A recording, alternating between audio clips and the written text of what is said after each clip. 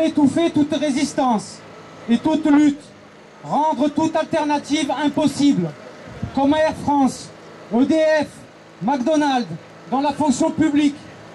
Et dans notre département, Transgourmet, Sodexo, Eiffage, la SNCF et tant d'autres encore. Défendre les intérêts des salariés devient ainsi un délit aux yeux de ce pouvoir, qui ne peut laisser les luttes gagnantes devenir des exemples. Malgré cela, la lutte paye, comme à Sodexo ou à la SNCF par exemple. Le gouvernement, non content de prendre toutes les mesures sociales et économiques en faveur d'une minorité de privilégiés, poursuit dans sa logique en rendant une justice de classe.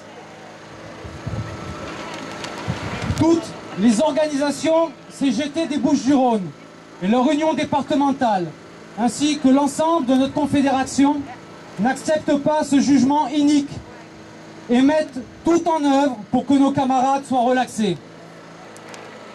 Ce mouvement de solidarité s'étend au-delà de nos frontières. Les politiques du capital étant les mêmes partout dans le monde, d'autres ailleurs subissent aussi la répression.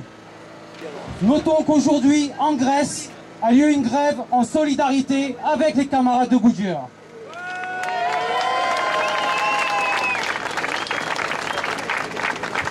Alors, contre les politiques d'austérité au service du capital, contre la répression que subissent ceux qui luttent et résistent, contre l'état d'urgence et la déchéance de nationalité, pour la relaxe des 8 de Goodyear, pour le progrès social, vive les travailleurs en lutte, vive la solidarité internationale.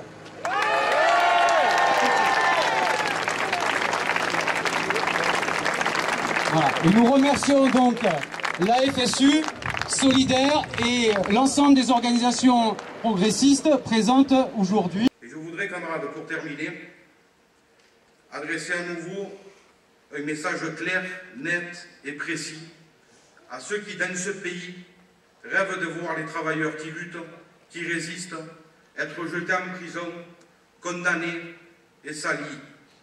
Nous ne vous laisserons pas emprisonner les vies Goodyear ni aucun travailleur de ce pays. Nous ne vous laisserons pas tirer le modèle social. Nous n'avons pas peur. Nous savons ce que vous voulez et nous ne plierons pas. Vive les travailleurs en lutte, vive l'UDC.